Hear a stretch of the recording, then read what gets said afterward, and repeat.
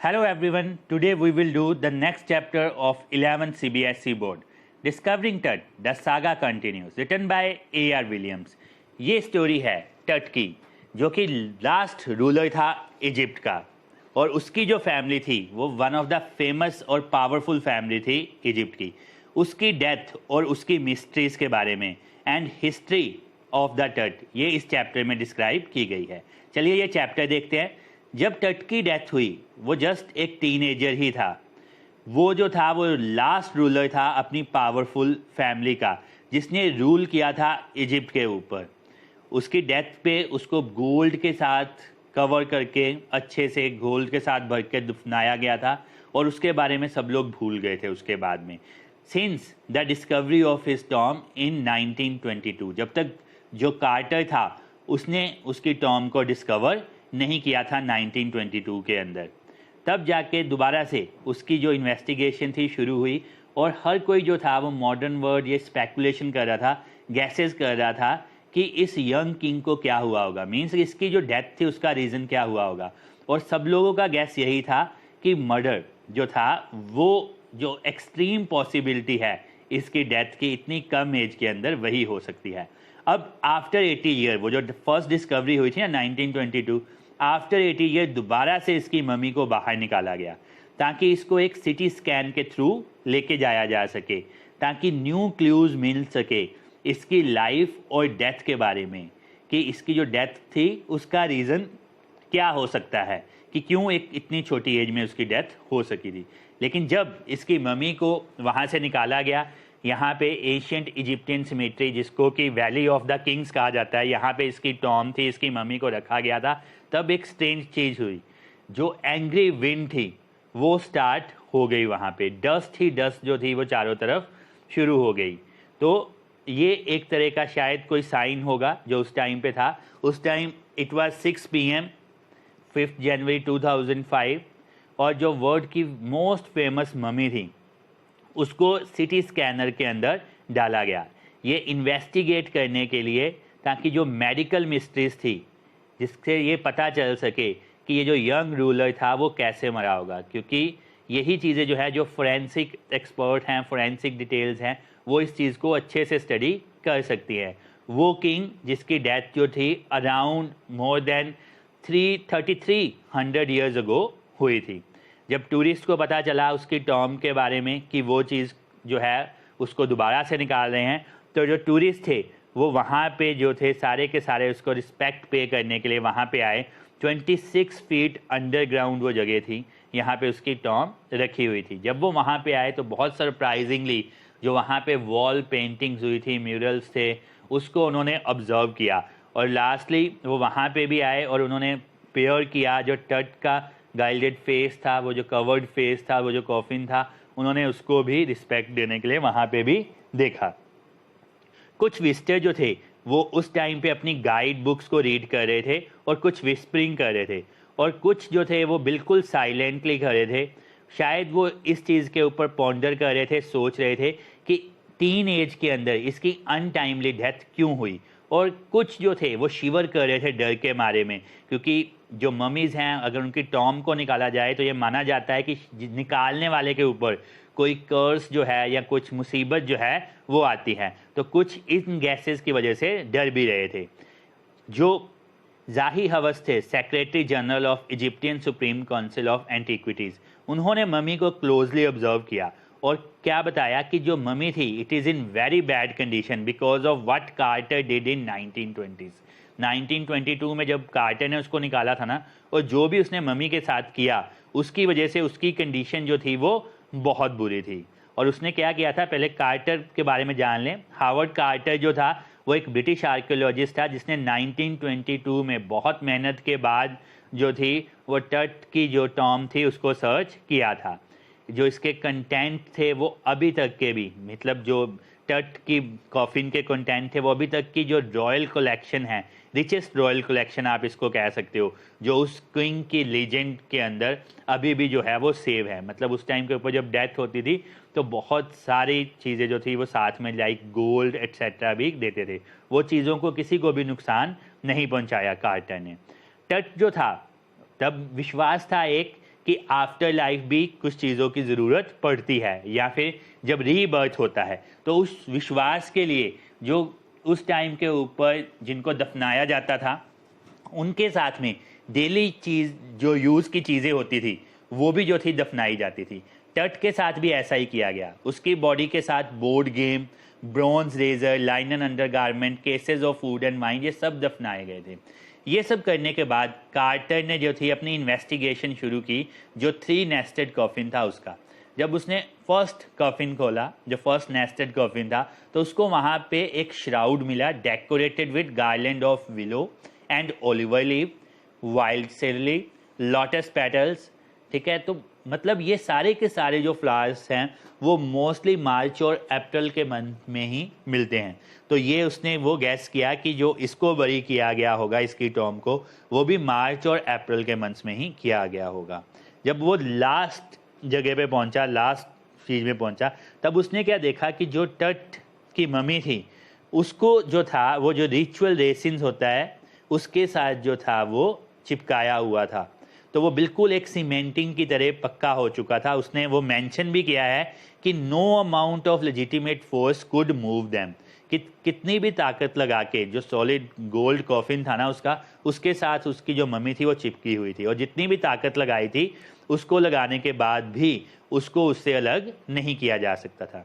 अब उनके पास एक ऑप्शन थी। उन्होंने बहुत आज तक उसको उस गर्मी के अंदर जो 149 डिग्री की गर्मी थी वहाँ पे सनशाइन में रखा, ताकि शायद वो जो थी वो मेल्ट हो जाए रेसिन और उसको अलग कर सके, लेकिन कुछ नहीं हुआ।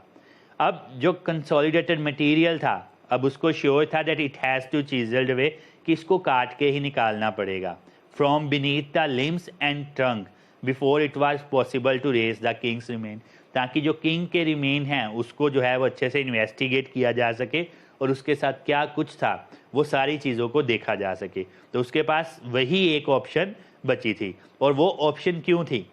Because if he hadn't cut the mummy free, अगर वो मम्मी को काट के फ्री नहीं करता वहाँ से, तो जो थीव्स थे, जो वहाँ पे थीव्स हैं, तो वो मोस्ट प्रोबेबली वो वहाँ पे आते और ये सारे का सारा जो गोल्ड था वो उसको रिमूव करके उसकी जो कॉफिन में से, उसकी टॉम में से वो सब कुछ लूट के ले जाते।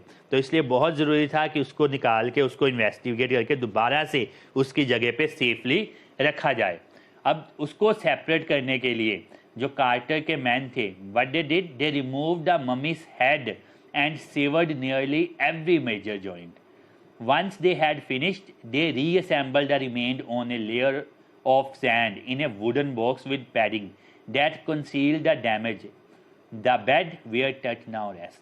उन्होंने उसको बाहर निकाला, एक वुडन बॉक्स में रखा और उसके जो रिमेन थे, जहाँ यहाँ से कट किया था ना, उसको दोबारा से पैडिंग की हेल्प के साथ जो था वो जोड़ा, ताकि ये छुपा सके अगर कुछ भी जो है वो मिसप्लेस हुआ हो। लेकिन तब से लेके अब तक जब दोबारा उसकी टॉम को निकाला गया था, आर्कियोलॉजी बहुत ज़्यादा चेंज हुई थी, इसमें बहुत सारे एडवांसमेंट भी आई थी। अब इनको ट्रेजर के ऊपर, खजाने के ऊपर ज़्यादा लालच नहीं था। अब ये लोग ज़्यादा फैसिनेटेड थे डिटेल्स के बारे में, लाइफ और डेथ के बारे में, जो मिस्ट्री थी उसकी डेथ के बारे में। इन 1968 जब 40 ईयर्स से ज़्यादा हो गए थे कार्टर की डिस्कवरी को, एक एनाटॉमी प्रोफेसर ने जब एक्सरे किया मम्मी का, तो उसने एक स्टार्टलिंग, एक हैरान करने वाले फैक्ट सामने दिए। उसने क्या बताया कि उसकी जो ब्रेस्ट बोन है और जो फ्रंट रिब्स है वो मिसिंग है। तो मोस्ट प्रोबेबली जब कार्टर ने निकाला होगा ये तभी हुआ होगा, ठीक है। लेकिन अब राइटर क्या बता रहा है, कहता है टुडे जो डायग्नोस्टिक है ना, जो इमेजिंग है, वो टोमोग्राफी से की जाती है, सिटी स्कैन से की जाती है, जिसमें 100 ऑफ एक्सरेज को सेक्शन में पुट किया जाता है, जैसे कि स्लाइसेस ऑफ ब्रेड की तरह। क्यों? ताकि एक 3 डायमेंशनल वर्चुअल बॉडी को तैयार किया जा सके। और ये जो एडवांस टेक्नोलॉजी है वो उनको बहुत ज़्यादा हेल्प करती, जो टट की अनटाइमली डेथ थी उसके मिस्ट्री को डिस्कवर करने में। अब जो किंग टट था वो लास्ट रूलर था, तो उसकी जो डेथ थी वो एक बिग इवेंट थी, इवन बाय रॉयल स्टैंडर्ड के थ्रू भी, इसीलिए उसके साथ इतना गोल्ड वगैरह था। अब जो राइटर है वो हमें थोड़ी सी हिस्ट्री बता रहा है उसकी फैमिली की। अब वो बता रहा है कि एमेनहॉटेप III जो थे वो टट के फादर या ग्रैंडफादर थे। वो एक पावरफुल किंग थे जिन्होंने वहाँ पे 4 डेकेड्स तक रूल किया था और उस टाइम को उस डायनेस्टी का गोल्डन पीरियड माना जाता था। जो उनके बेटे थे, ठीक है, एमेनहॉटेप 4, उन्होंने उसकी मौत के बाद, एमेनहॉटेप 3 की मौत के बाद जो था वो थ्रोन लिया, लेकिन उसकी जो टाइम पीरियड था वहाँ पे एक स्ट्रेंज पीरियड स्टार्ट हो गया। क्यों? क्योंकि ये जो न्यू किंग था ना, उसने एटन को वर्शिप करना शुरू कर दिया जो सन डिस था, और अपना नाम भी चेंज करके एखनेटन जो था, जो सर्वेंट ऑफ एटन जिसका मतलब होता है, वो रख दिया। और अपनी जो रिलीजियस सिटी थी उसको भी चेंज करके थेबस से न्यू सिटी एखनेटन, जिसको अमरना के नाम से जाता है, वहाँ पे लेके आ गया। और वो यहीं पे नहीं रुका, उसने जो था अपनी कंट्री को और शॉक किया। जो उनका पहले गॉड था ना, जो आमून था, जो एक मेजर गॉड था, उसने उसकी इमेजेस को स्मैश कर दिया, उसके ऊपर अटैक कर दिया और उसके सारे टेम्पल बंद कर दिए। अब जब उसकी डेथ हो गई, उसकी डेथ के बाद एक मिस्टीरियस रूलर आया, ठीक है, जिसकी ज़्यादा हिस्ट्री में कुछ भी नहीं है कि उसने जो है, उसकी ट्रेस ही ज़्यादा नहीं मिलती। उसकी डेथ के बाद जो हमारा किंग था टट, जिसके बारे में ये चैप्टर है, ठीक है, टट, जो टट था उसके बारे में जो है वो बताया जा रहा है कि टट जो था वो थ्रोन के ऊपर आया, जिस नाम से उसको मोस्टली आज के टाइम पे जाना जाता है। उसने अपना जो नाम था वो चेंज करके टटन खैमून जो था, लिविंग इमेज ऑफ एमून, वो रख लिया। और दोबारा से जो उसके ग्रैंडफादर के टाइम के जो गोल्डन एज के जितने भी रूल्स थे वो दोबारा से रीस्टोर किए। ही रीगेन्ड फॉर अबाउट 9 ईयर्स, उसने जो था रेन किया वहाँ पे 9 ईयर, फिर मिस्टीरियसली उसकी डेथ हो गई। उसकी जो मम्मी थी, one of the first mummies थी जिसको जो था वो स्कैन किया गया। उस टाइम पे उसके अलावा भी और बहुत सारी ममीज डिस्कवर की गई थी। सिटी स्कैन मशीन जो थी उसमें जो था हेड टू टो स्कैन किया गया। ऑलमोस्ट 1700 डिजिटल एक्सरेज इमेजेस जो थी वो क्रॉस सेक्शन के अंदर तट के हेड की स्कैन की गई in 0.62 millimetre slices to register its intricate structure. ठीक है, हर एक डिटेल को देखने के लिए प्रॉपरली उसको स्कैन किया गया। जिस रात को उसको स्कैन करना था, जो वर्कमैन कैरिड टूट from the Tom in his box, वो उसको लेके आ रहे थे बॉक्स में से, ठीक है। जब वो क्लाइंब कर रहे थे वहाँ पे स्टेयर्स के ऊपर, उस टाइम पे भी बहुत तेज़ जो थी वो हवा चल रही थी, सैंड चल रही थी ठीक है। और जो उनका जो ट्रेलर था उसके अंदर जो था वो उनका वो स्कैनर था। मतलब दोबारा से उस टाइम के अंदर जो थे वो बहुत हवा और बहुत ज़्यादा सैंड वहाँ पे थी, ठीक है। 20 मिनट्स लेटर जो 2 मैन थे वो इमर्ज हुए, वो ऑफिस की तरफ भाग के गए और वहाँ पे जो स्पेयर वाइट प्लास्टिक फ़ैन थे वो लेके आए। क्यों लेके आए वो वहाँ से? क्योंकि जो उनका $1 मिलियन स्कैनर था ना, हैड क्विट, उसने गिव अप कर दिया था, क्योंकि उसके अंदर जो थी वो सैंड चली गई थी। एक ने तो मजाक करते हुए कहा कि ये पक्का जो है वो कर्स की बात की होगी, ठीक है। Eventually substitute fan work well enough to finish the procedure. जो सब्स्टिट्यूट फैन थे उन्होंने काम करना शुरू कर दिया और प्रोसीजर ख़त्म हुआ, ठीक है। लेस देन 3 आवर्स लगे उनको, और दोबारा से प्रॉपरली स्कैन करने के बाद, इन्वेस्टिगेट करने के बाद, जिस जगह से वो बॉडी निकाली थी, दोबारा से उसी जगह पे उस बॉडी को अगेन जो है पीस में रेस्ट करने के लिए रख दिया गया। अब जो वापस था back in trailer, technician pulled up astonishing images of Tut on computer screen. A grey head took shape from scattering of pixel and technician spun and tilted it in every direction. उसकी जो हर एक picture थी जो scan किया गया था, उन्होंने बहुत ही अच्छी पिक्चर्स जो थी वो ली कंप्यूटर स्क्रीन के ऊपर, उसको टिल्ट करके भी देखा। लेकिन अब जो प्रेशर था वो बिल्कुल ऑफ था। अब sitting back in his chair Zahi Hawass smiled, visibly relieved that nothing had gone seriously wrong. हर किसी को डर होता है जब कोई इंपॉर्टेंट काम कर रहा हो तो कुछ गलत ना हो जाए, और वो जो था वो सक्सेसफुल हो गया था उस विंड के चलने के बाद भी। उसने कहा कि मैं बिल्कुल भी सोया नहीं था लास्ट नाइट से 1 सेकंड के लिए भी, लेकिन अब जब काम ख़त्म हो गया है, अब I think I will go and sleep, कि अब मैं सो सकता हूँ। अब by the time we left the trailer, वो बता रहा है, descending metal stair to sandy ground, the wind had stop. उसने बताया कि जब तक वो सारा काम ख़त्म हुआ ना, काम ख़त्म होते टाइम ही जो विंड थी वो भी रुक गई। दैट वाज एस्टॉनिशिंग, बहुत हैरान करने वाली बात थी। और जो तट की टॉम थी उसके ऊपर जो ओरियन द कॉन्स्टिलेशन था, एंशियंट इजिप्टियन जिसको जो थे वो सॉल ऑफ ओरिसेस या गॉड ऑफ आफ्टर लाइफ मानते थे, वो भी वहाँ पे नज़र आ रहा था। ऐसे लग रहा था he was watching the boy king, कि वो जो तट था वो उसको रेस्ट करते हुए देख रहा था। So this was your chapter and this chapter explain from starting till and. Firstly इसने एक्सप्लेन किया आपको उसकी डेथ के बारे में, 1922 में इसकी डिस्कवरी के बारे में, 80 ईयर के बाद इसकी डिस्कवरी के बारे में, और उसकी फैमिली की हिस्ट्री के बारे में। सो आई होप कि आपको ये चैप्टर समझ में आ गया होगा। If you have any Curie तो आप कमेंट बॉक्स में भी लिख सकते हो।